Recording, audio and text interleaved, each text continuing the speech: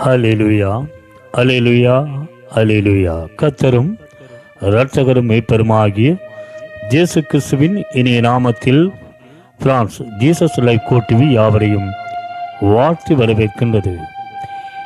இந்த நாளிலும் கூட நாங்கள் ஒரு சிறிய தியானத்தை பார்க்க போகின்றோம்.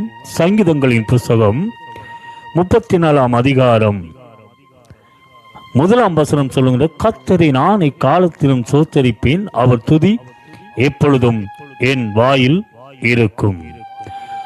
ஆகவே நாங்கள் துதிக்க எங்கள் வாழ்க்கையில் தடைகள் மாறும், எங்கள் வாழ்க்கையில் உள்ள கட்டுக்கள் மாறும். அங்கே பவுலும் சீலாவும் துதித்த போது சிறை கதவுகள் திறவுண்டன. அவ்விதமாக நாங்களும் தேவனை துதிக்கும் போது எங்களுடைய இருக்கின்ற பிரச்சனைகள், மலை போல வெள்ளங்கள் எல்லாம் மாறும். ஆகவே கர்த்தரை துதியுங்கள்.